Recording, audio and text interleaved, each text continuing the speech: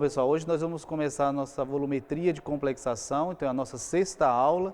Então hoje e na próxima semana nós trabalharemos com a volumetria de complexação. O próprio nome está dizendo, onde a gente tem uma reação, onde ocorre a formação de um complexo entre um ligante e um íon metálico. Então na primeira parte da prática nós iremos padronizar o EDTA, que é o ácido etileno diamino tetracético, que é um ligante muito utilizado na volumetria de complexação, e depois nós iremos utilizar a solução de EDTA previamente padronizada para determinar a dureza da água. A dureza da água ela é dada em termos da concentração de carbonato de cálcio. Então na apostila está tudo explicadinho como vocês vão executar a prática e como deve determinar a dureza da água, no caso a água de abastecimento, que nós iremos utilizar para determinar a sua dureza. Então, nessa primeira parte, nós vamos trabalhar com a padronização do EDTA. Para isso, nós vamos utilizar um padrão primário, que vai ser uma solução de carbonato de cálcio. Então, a padronização ela vai ser feita para determinarmos a concentração real do EDTA, para que nós possamos utilizar, então, o EDTA na determinação da dureza da água de abastecimento. Então, a prática é bastante simples, nós já sabemos que toda a volumetria de complexação envolve uma reação estequiométrica do EDTA com o íon metálico 1 para 1, então o número de mols de EDTA vai ser sempre igual ao número de mols do íon metálico que nós estamos utilizando para quantificar o EDTA ou que nós estamos determinando na nossa amostra. Então nós vamos fazer essa padronização usando o carbonato de cálcio e como indicador o heliocromo T.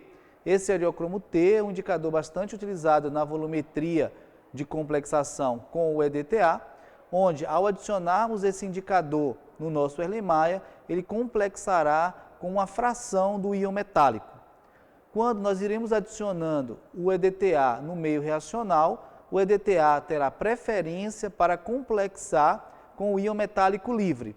Após todo o íon metálico livre ser complexado com EDTA, o próximo excesso de EDTA vai complexar com o íon metálico que já estava inicialmente complexado com o indicador, que é o heliocromo T, liberando o indicador para a solução. Então eu tenho uma mudança de coloração nessa solução. Uma observação que nós temos que falar nessa volumetria, utilizando o heliocromo T como indicador do ponto final, é o pH do meio. Para que nós consigamos fazer a determinação do ponto final usando o heliocromo T, é imprescindível que esse pH esteja em torno de 10, porque só nessa faixa de pH que o indicador na forma livre terá uma coloração azul. Então, dessa forma, o indicador complexado tem a formação de um complexo de uma coloração vermelha.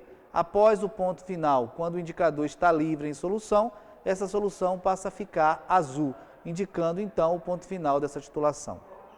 Uma outra observação importante que nós temos que fazer é que, quando nós estamos próximo do ponto final dessa titulação, nós podemos ter uma mistura de duas cores. Parte do indicador já está livre, então eu tenho uma coloração azul, só que ainda tenho parte desse indicador complexado com o íon metálico, coloração vermelha. O vermelho com o azul me dá uma coloração próximo do violeta.